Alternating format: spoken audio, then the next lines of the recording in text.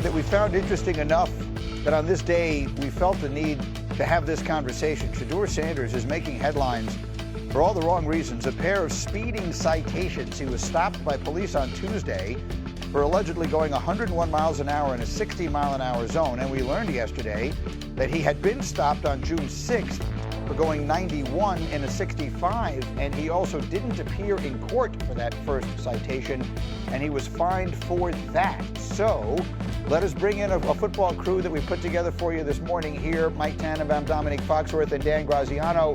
I will start with you. I know you have been making some phone calls. This is a player we've talked so much about for so many reasons over the last couple of months and beyond that. What were you hearing yesterday? So, I mean, a couple things. One, let's not underrate the alleged infraction. People want to say it's not a big deal. It is a big deal. You're driving around greater Cleveland, Ohio at 100 miles an hour. You could literally kill someone, and that's not being dramatic. Henry Ruggs was in the news this week on special release, talking to try and convince people to help them avoid the tragic mistake that he made. Now, that said, you don't want to sit here and be a scold either. He's 23 years old. I have sons that are almost that age. I know for a fact that young men that age do dumb things. Doesn't make them bad people. Doesn't mean he should be cut. Doesn't mean anything like that. If you're the Browns, you're sitting with Shedeur Sanders and you're saying, look, man, you can't do this. When you're out in the community, you represent us, you represent our franchise. Everything you do matters, reflects on us as coaches, as a front office, as your teammates. So that's part of what they're giving him at this point. The question is, of course, does he learn from it going forward? And as it pertains to his standing on the football team and in the NFL, the thing people have to remember, he's a fifth-round pick. Not every fifth-round pick makes the team.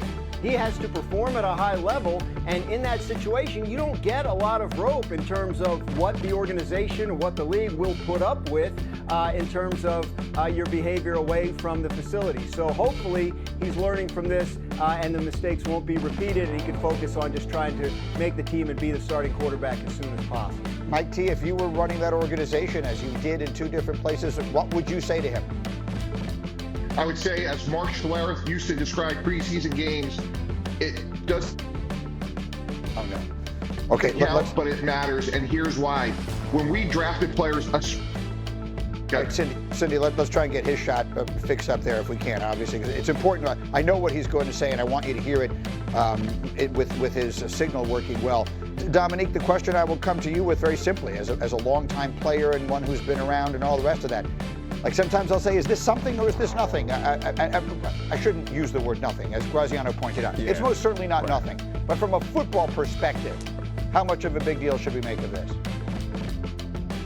Yeah, I mean, I don't think that it should be a big deal from a football perspective. I think that Dan did a good job of expressing how serious it could be, and also making sure that we understand that we shouldn't overreact and act as if this is some sort of blight on his character. Like, young men do foolish things. I was a young man who also went really fast in cars and was fortunate enough to not get into any trouble. But I'm most surprised by it being this particular young man. Like, I would have thought that was one of the things that we kind of knew about him, was he was a professional. He's a guy who's been around the game long enough because of his father, and we didn't expect him to make these type of poor decisions. But again, we shouldn't write him off because of it, because it hasn't gone completely. Okay, we're having that kind of morning here, I see. So we've lost Dominique. Now let's try Mike Tannenbaum again in this game of whack-a-mole to see whose signal is working this morning. Mike T., we'll try it again. What would you say to him if you were the GM now in Cleveland? I would say, look, when we bring him in as the head coach or the quarterback, you're the most important employee of a $6 billion enterprise, and how you handle things on and off the field matter. And Mark Schlereth used to say, Greeny, preseason games, they don't count, but they matter, and how you comport yourself off the field matters. And to have this happen twice would be a concern. It's not the end of the road. But let me bring you into what typically happens at the end of this time of year. You set your roster and your initial sort of reps for training camp. And if they're sitting there in Cleveland, Greeny, and they're saying Dillon Gabriel is a third-round pick, he's done well, Shedeur Sanders has done well on the field, but he's had these two issues off the field, albeit minor, they'll give more reps to Dillon Gabriel. Remember, every general manager has one formula on their board. Production equals tolerance, and as Graz mentioned, he's a fifth-round pick. He has not produced yet. Go ahead, Dominique. We've got you back again. Finish up your thought, if you would. Yeah, I think you should just ask questions of Dan Graziano, but hopefully my signal holds on.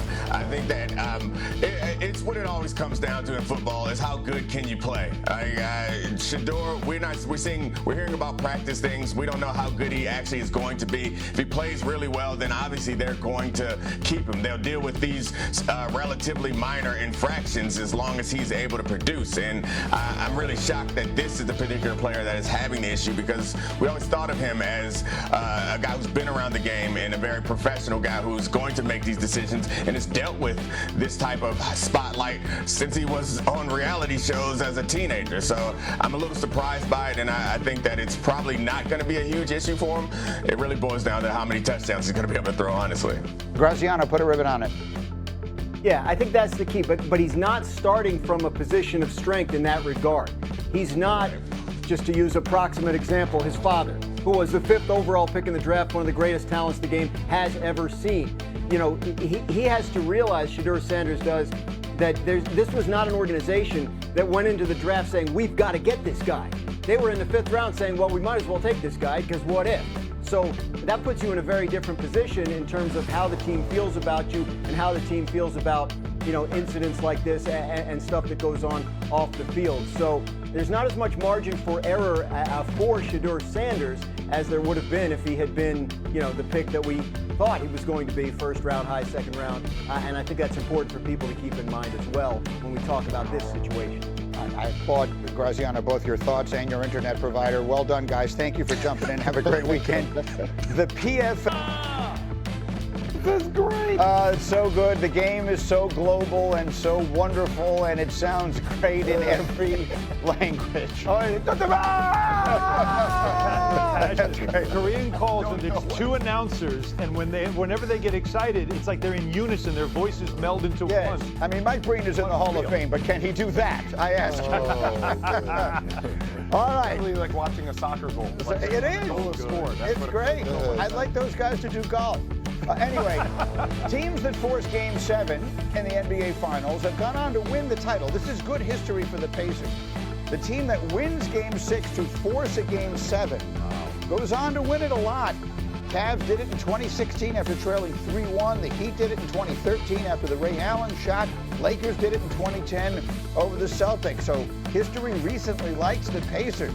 Here are SGA and Halliburton on Game 7. Right now, for the next 2 days, everybody's going to be talking about how good we looked, how well we played, how much pressure's on OKC. You know, that's going to be the narrative. And we got to do a good job of staying away from that stuff. You know, I think that can be poison. We got exactly what we deserve, what we earned, and we have to own it. It's one game for everything you ever dreamed of. If you win it, you get everything. If you lose it, you get nothing. It's that simple. So that might just be his choice of words, right? Sometimes you say things and, you know, he's just sitting up there. But it is interesting in a week where ring culture has become a big part of the conversation, where LeBron James weighed in on it in a big way, where in a different way Travis Kelce weighed in on it this week, some of the biggest stars in all of sports. Here's SGA saying, and we'll take him at face value, it is all or nothing. And I think that is an interesting way of framing this entire conversation. I think there are 2 ways you can look at it, and UD and Keith, I think you guys recognize this too. When you're in this moment, it is all or nothing because everything's on the line. Now, retrospectively, if you're talking about several years from now, you can look at this season in totality as a success to a degree, right? Because you got all the way to an NBA Finals. But look, the way athletes are built, I always think about my losses before I think about my wins. I think about the fact that I lost to this dude on the left-hand side my freshman year. We got punked against Florida, and they got to the championship game. You think about that, right? And it's, of course, we want to talk about the rings that you win and all the things, but I think we're built to think losses first instead of wins first. I think a lot of it has to do with what happens from here. For Indiana, this is a massive success no matter what. They were a 4 seed. They've won all these games. I don't think they think that. Perhaps not. But, well, all I can do is speak for the way I think the story will be written. The story will be written of these gutsy Indiana Pacers who overcame all these obstacles and made it to Game 7 of the Finals. For OKC, it's going to be about a lost opportunity, being the best team all season long, having 2 shots to win it, punting away Game 6, just throwing that game away last night. And if they come home and look, I still expect them to win, but what the hell do I know? If they lose this thing in a Game 7, I think the part of the way this story will be written, as great as their season was, will be about failure. Will be the failure of the finals when they got it. And let's not forget Game 1 in your pocket. Yeah. Losing that game where you led it for all but 0.3 seconds. Think about that. So to me, that's what he's trying to say, is we just saw Florida won the Stanley Cup. They get the cup. What did Edmonton do? They got nothing. Yeah. They left the ice, nothing. That's the mentality you have to have when you're in the ultimate game and when you're at this level of the finals. That's, I think, what he's talking about. This Thunder team, guys, we have thought this could be the start of something big because of how young they are, how good they are. But if they lose this one at the start, then you start to wonder, will they be back? Do they have enough to win a championship? Do they need more experience? Whatever it is, all those questions now come in. Right. If this team winds up winning 2 titles over the next 4 years, this will be part of their run. Miami. Miami lost the first one, but then they won the next 2. But there was no guarantee of any of that. UD, how about it? You were there, obviously, with LeBron in Miami, and for when to some degree, the whole ring counting conversation, that's sort of the origin story of it all. What do you make of this? SGA saying it's win, it's everything, lose, it's nothing. I agree with SJ 1,000%. As a player, that's the mindset that you create. If you look at when they won the last round, they celebrated a little bit, but the mindset was, we're not done yet. Job's not done. The famous Kobe quote, the job is not done. And when you look at, this OKC team, it's a disappointing season if they don't win, but, take it into reality. A couple years ago in the play-in, then last year,